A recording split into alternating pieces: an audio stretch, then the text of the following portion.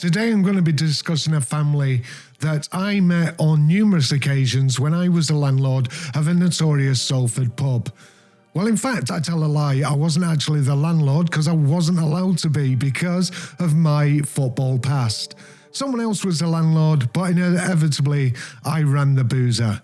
This is the story of one of Manchester's notorious families. The story how this crime family's empire crashes months after the top gangster dies in a horror motorbike crash. In 2003, Damien Noonan's motorbike death marked the beginning of the end of his family's empire. Hundreds of people lined the streets of Salford as an 18-piece bagpipe band led the horse-drawn funeral procession down the street. Despite rising to become a mafia don, Damion, alongside his brothers Desi and Dominic, came from a relatively poor Irish working-class upbringing. However, the trio built up quite a reputation and became one of Manchester's infamous crime bosses, the gangster of gangsters, as his former friend, bare-knuckle boxer and TV personality Paddy Doherty later described him. Damion, who grew up in a family of 14 siblings whose first names all began with the letter D, spent years building their empire. After first making their mark in the 1980s Gangland Manchester by specialising in armed robbery, they soon realised drugs were a much more profitable way to make their fortune. Damion ended up building links with other gangs in Manchester, Salford and further afield, and was said to have been associate of Salford's Mr. Big, Paul Massey. Thanks to his connections, the brothers ended up controlling much of the city's drug supply of ecstasy, making Manchester one of the clubbing capitals of the world. At the height of their enterprise, the Noonans were said to be raking in a whopping £50,000 a night from the Hacienda Club alone. But other gangs wanted an in and were prepared to do whatever it took to get what they wanted. So defending their turf came at a cost.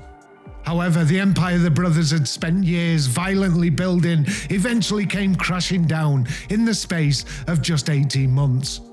First, Damion was killed in a motorbike accident, followed by the murder of Desi, stabbed to death by a crack dealer in Jolton. The Noonans became synonymous with violence. Former GMP officer Martin Hardin once said, adding they displayed very little fear. They had no fear of the authorities, no fear of prison. They were not scared to use violence. At one point, the brothers were said to be suspected of being involved in 25 murders, a figure mocked by Desi in the McIntyre documentary. And in 1991, Damion and Desi were put on trial alongside 3 other men for the murder of White Tony Johnson, a leader of rival gang the Chiltern Hillbillies, who was shot dead in a car park of a Cheetham Hill pub.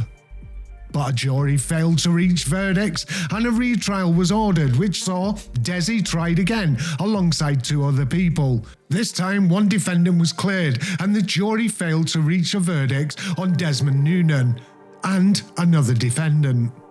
Judge Rhys Davis entered not guilty verdicts on their behalf, and as it was the second time the jury had failed to reach a decision, the justice would not be served by a third trial. In 1999, Damion himself would become a victim of gun crime, shot while working the door of a city centre venue called the Phoenix Club. Then, on July the 26th, 2003, Damion, a 37-year-old father of 3, fell from a motorcycle while on holiday in the Dominican Republic. He was airlifted to the Jackson Memorial Hospital in Miami, but he died 4 days later from what doctors described as blunt trauma. His funeral took place almost a fortnight later at All Souls Catholic Church on Liverpool Street West. The Requiem Mass was broadcast on a PA system outside to scores of mourners who were unable to get into the church.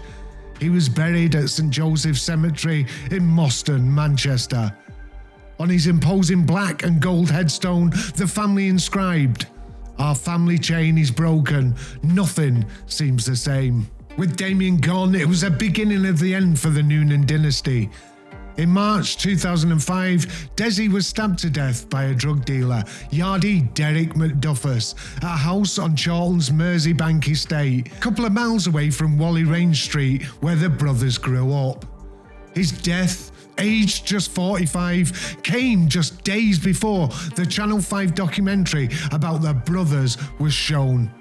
That left Dominic at the helm of the family. But he was later to be jailed for 11 years after being found guilty of 13 historical sex offences against 4 young boys, aged as young as 10. The kingdom of the Noonans had savagely reigned over was gone. Speaking about the brothers' long-lasting dynasty, Paddy Doherty said the minute Damion died, they weren't half as powerful as they thought they were.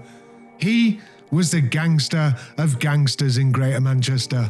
My personal opinion about this is that the Noonans were never as powerful as they thought they were. Damion was a man to be feared, but Desi and Dominic were looked at with disdain. They weren't as powerful as they always thought they were. But that is my own personal opinion.